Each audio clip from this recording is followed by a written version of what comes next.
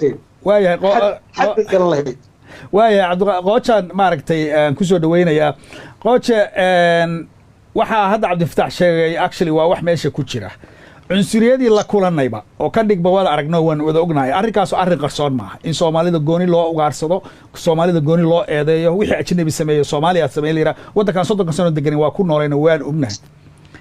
ka hortagii marka arrinkaas soo soomaalida Finland joogta haddana caan kumay noqonin inay ayagu kala qaybsan yihiin oo aysan awood u lahayn inay si wada jir ah arrinkaas uga hortagaan wallahi waa sidaa sheegtay macnaha waa sax oo kolley waan kala qaybsanahay laakiin qaybnaanta aan kala qaybsanahay macnaheeda maaha inaan wax bedeli karin dad waxaa jira macnaha shaqo qabta oo fikiraysa oo wax badan macnaha inay ka bedelaan rabaan waxa hadda socda ani cunsuriyadda waxaan arkaa macnaha laba qayb baan u kala saaraya mid waa mid ideolojiyada uu qofka aaminsan yahay inuu qofkan ka duwan banacib yahay taa waxba lagama qaban karo laakiin mid wax laga qaban karaa jiro astan rasiis liiraa in aan kulley macnaha shaqooyinkoo kale ay dadka qabtaan oo tirada badan in la tuso macnaha inaan nahay dad macnaha waddankaani u soo guuray waxna ka qabsan kara waxna ka qabta sida muuqato waaya waxaan marka u soo laabanayaa arrinkan ah maxamed oo aadka muhiimka u ah wuxuu yahay kala qaybsanaanta waxaad madax u tahay ururka Soomaali liito ama ururka Soomaaliyeed jaaliyadda Soomaaliyeed ee Finland sababta Soomaalidu u midoobi laadahay oo isugu imaan laadahay oo wax wada qabsan laadahay oo cudurkan la sheegayo ama resistance ama mid kan hadda cudurkan la sheegayo coronavirus ka hadda baan dhex taaganahay wax uga wada qaban laadahay maxay tahay horta arrinka waxaan rabaa in arrin ku yar darsado arrinkan inaynu inagu buunbuunino waxaan inagu leenahay oo inaga dhigno reason wax laynagu cunsuriyeenaya inaynu nahay wax inagu aynu samaynay finishka xaggan degan laba tallaabo intay ka baxeen degan Sweden waa dadka ugu liita shaqooyinka ugu hooseeya ku jira maxay ugu badan alcoholistiga maxay dambiyada ugu badan marka iyagoo ka tagay halkan oo la mida la dhaqan wax walba markay intaa yar maxay ay durkeen bay dhibaatooyinkaasi la soo darseen inagoo meeshan ognahaynu ka nimid oo dadkeenu ka aqoon yar yihiin wax walba aan ka duwanahay ayaan hadan xakan nimid marka waxaan anu haystaa Soomaalida Finland degan inay tahay Soomaalida ugu horumarsan maxay Yurub oo dhan uguna midaysan anu taan aaminsanay weeyaan waayo waxaan tusaale ku tusayaa inagu waan isnaqaanaa intan joogta maxay inay sheeg Finland joogta gruubadan la leeyahay way kala socdaan haddana markay meel ku kulmaan waa dad walaala waa dad wax wada qabsanaya imka tusaale ku tusaya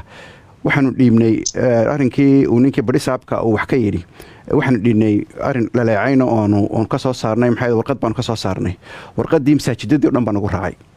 masaajidaduna waa meelaha fadhiyaan mujtamaca maxay ummadda Soomaalida oo dhami marka muhiimadda ugu weyn waxa weeyaan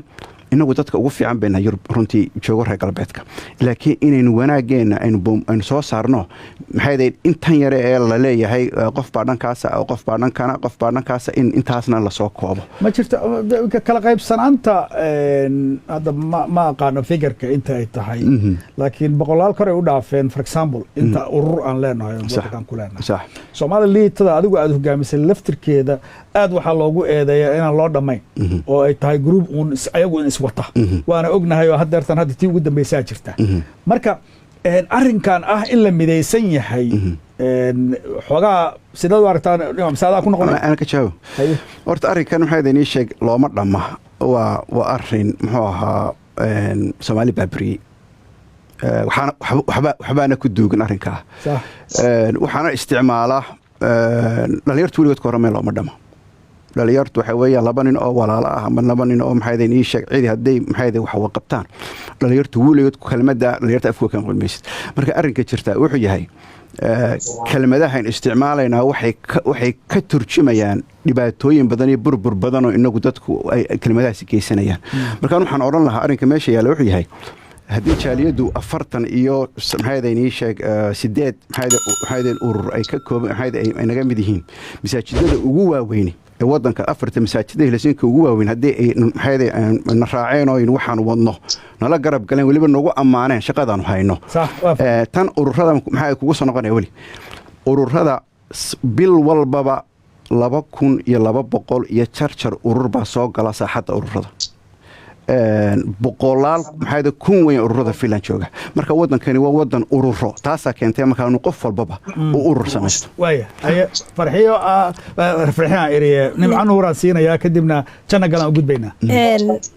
tan macnaha waxaan rabaa inaan ku noqdo ururada tirada badan burburkii Soomaaliya waxaa ka qayb qaatay ururo magac Soomaaliyeed huwan jabhadahaas ururo ma dhahayo jabhadahaas mid walbaba waxaa hordhac u ahaa Soomaali maxay mid walbana qoryo wati waxa uu burburinayay waxay ahayd dal Soomaaliyeed mid walbana waxa uu rabay oo astaan u ahayd ama u qornayd in dalka uu hagaajiyo marka bulshadu marka ay wax tabanayso waxbay maskaxdooda gala ururadan hadda dadkan samaystay mid walbaba waxa u qoran inuu dhalinyaro wax u qabanayo inuu waxaan samaynayo ma dhahayno waa been ma dhahayno waa run laakiin waxa jira wacyi dadka ka dhex guuxaya oo Soomaalinimo midnimo laakiin weygi loo raadinayay ani aragtidayda aysan ahayn weyga saxda marka ururka Soomaali ama ha ku mideysnaato ama yeeysa ku mideysnaanin fariinteedu waxaan rabaa maanta inaan uga faa'iideysto halkan Soomaaliyeed dad badan ku kaco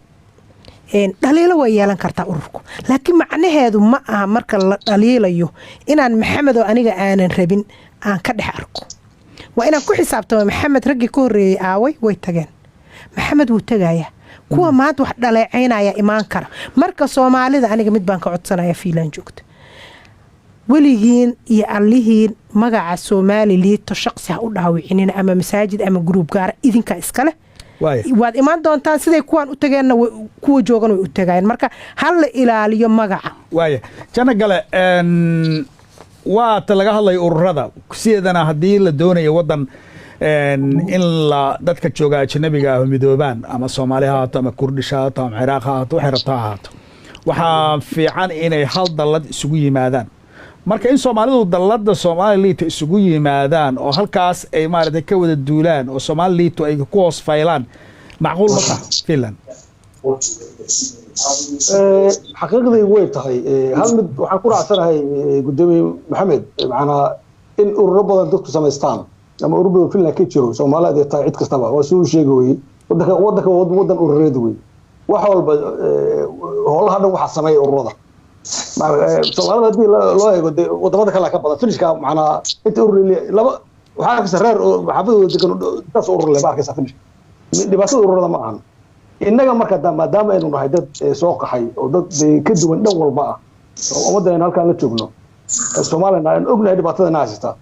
waxa innaga taraf nagu jirta qiimo aan yeelanayna markaynu wax aynu ku midaysanahay inuu haysano waxna difaaci kara noo adeegi kara taasay macquul ku tahay taas marka macquul waxay ku noqonaysaa inagu aynu garawsano wax hol adag weey sababtoo Soomaalidii aynu ka nimid baan midaysnayn oo arkaysa annaga Soomaaliland aan la mid nahay